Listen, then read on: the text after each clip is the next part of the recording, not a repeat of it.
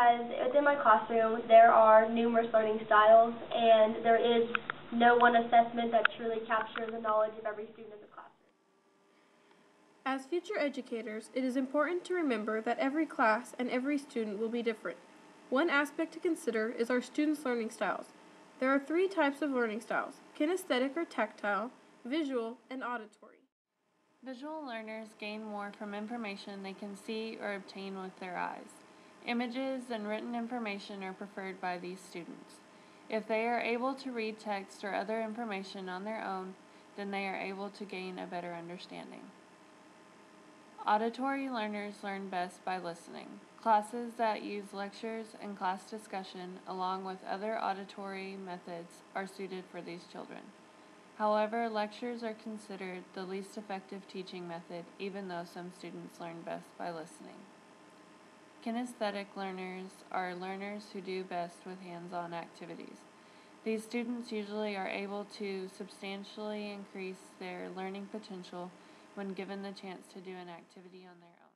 So at this age, being 5th grade, reading first grade class, a lot of my kids' learning styles focus primarily on kinesthetic and visual. Auditory is hard for them because it's a little abstract and they have to be able to focus for a lengthy amount of time, which is difficult when you have 10 to 11-year-olds in the classroom. I do have a few that are auditory, but there's not very many. Because our students learn in different ways, it is important for future educators to understand that using a variety of techniques to assess our students will produce better outcomes. This being said, it can be difficult for non-core educators, such as art or music teachers, to incorporate enough variety in their assessments. There are a variety of assessments that can be utilized in non-core classes. Formative assessment is used on a daily basis throughout the lessons and is used to aid in the learning. Formative assessments I do like to use. Those are more for stations and a lot of times group work. If I have a group of kids working together, I like to know that they're all participating equally. So I do formative to where I walk up to them and say, oh, that's what you think, explain to me why, or tell me why this is the answer. And so we talk through it. Mostly they tell me why they think the answer is the answer. That way I'm able to assess right there on the spot, do they know it, do they not know it. So that's a good way. One thing we're doing in class right now, we're doing form of literature circles, but not quite.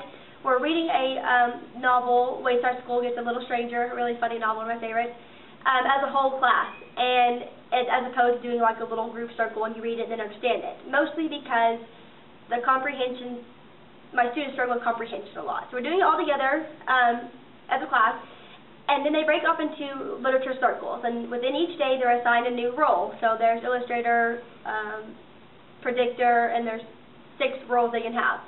Then they have to figure out their role, go back independently, and they have to fill out this book with the information. So for example, they made up a book, they title it Wayside School Gets a Little Stranger, put the name at the bottom, and then the top page, or the first page, they put their title, job title. So if this student, for instance, was a questioner, and then he wrote his thoughts here. So the questioner's job is to create questions which create discussion within the literature circle.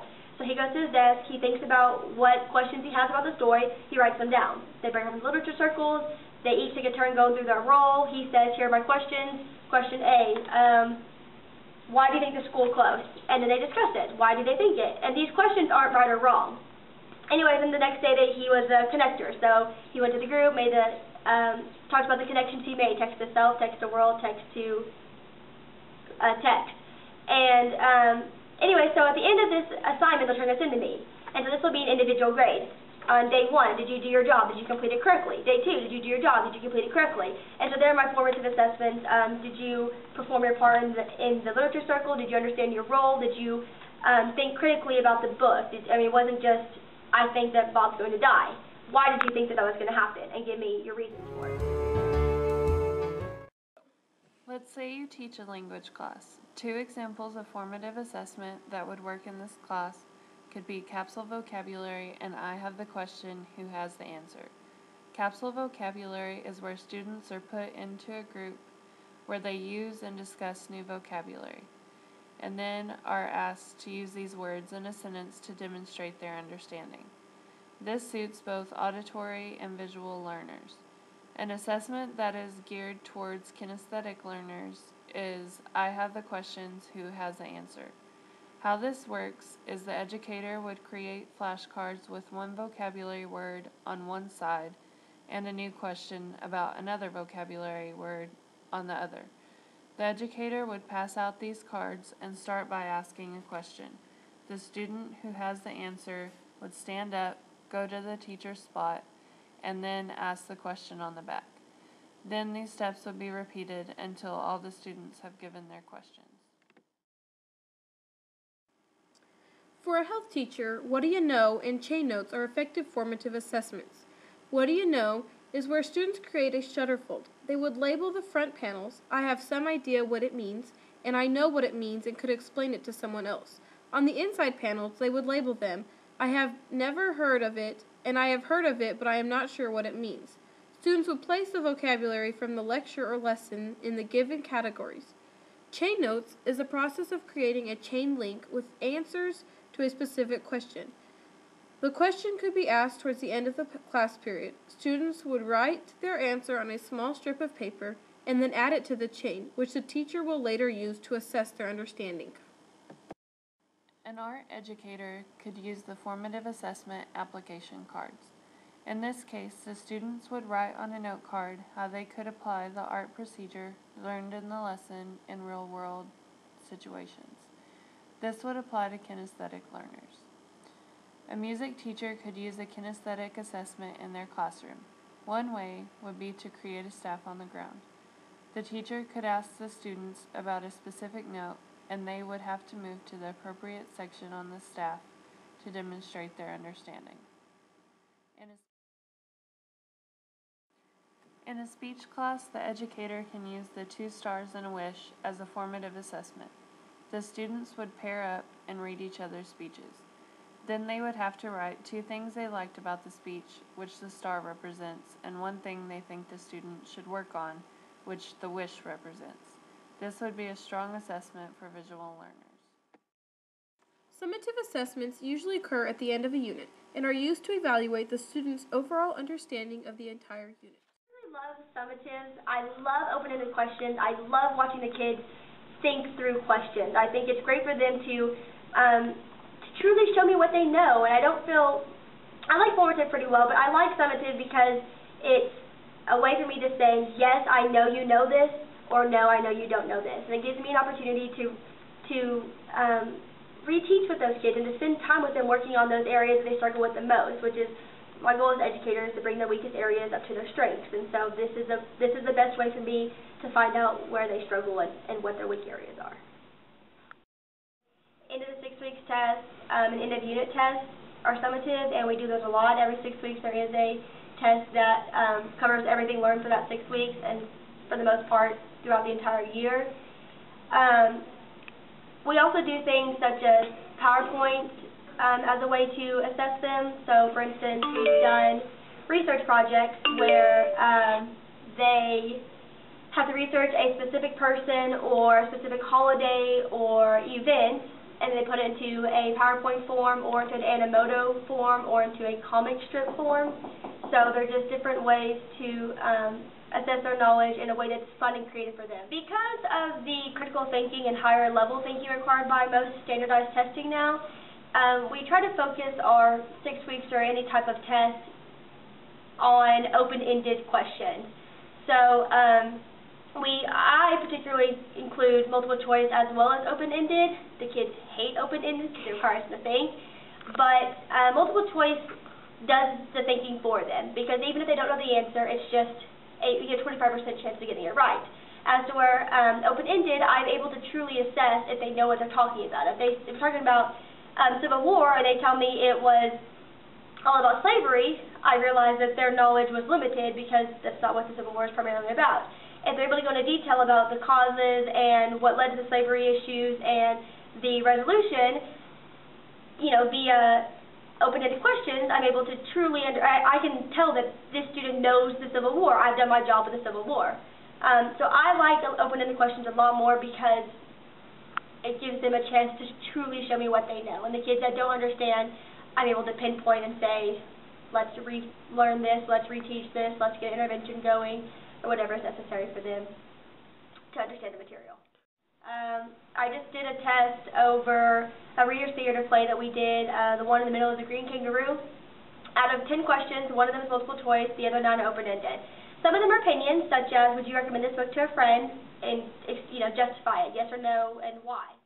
It asks, what is the conflict in the play, and what is the resolution?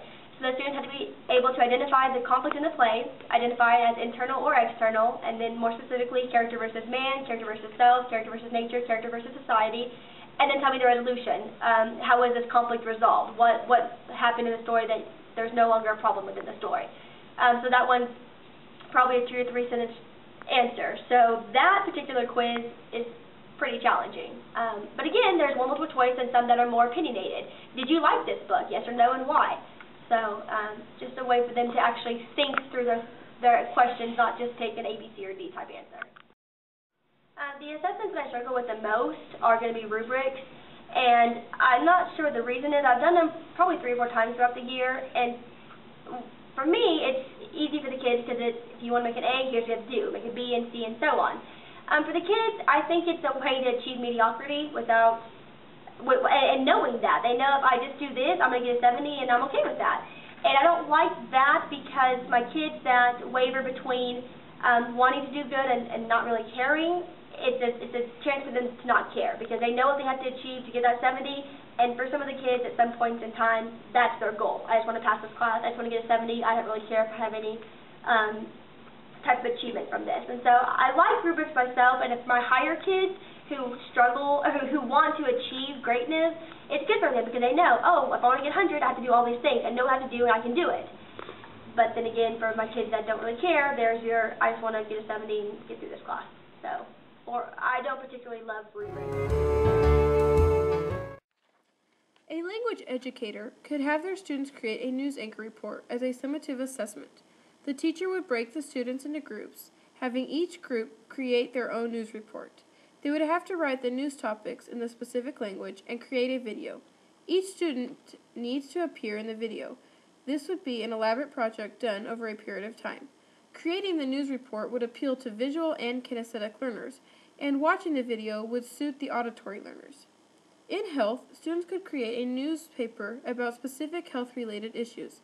The students would work in groups and would be responsible for every part of the paper. They would need to write the articles, draw or take the pictures, and produce the final paper. This type of assessment is interesting for both visual and kinesthetic learners. In an art class, most artworks or art projects would be considered summative assessment. However, another way to assess the students and their overall use of the art procedures is to have the students create a portfolio, or have an art exhibition where the students would display all their works. The process of putting these together would appeal to a kinesthetic learner. In a music classroom, the students can participate in a sight reading. This would be a summative assessment. Each student would display their knowledge by performing solos in front of the teacher. Most of the time, this would be over music the student has never seen. This form of assessment would impact all styles of learners. For speech, a student could create a PowerPoint in which they display what they have learned from the lesson and how it can be used to create better speeches. They could even discuss which style of speech they find more effective. The process of making the PowerPoint suits visual and kinesthetic learners, and listening to the presentation would help the auditory learner. It is evident that there are multiple ways to assess our students. It is important, as future educators, to think about assessing our students in a variety of ways. It is also important to consider how our students learn best in order to better know their understanding of the information.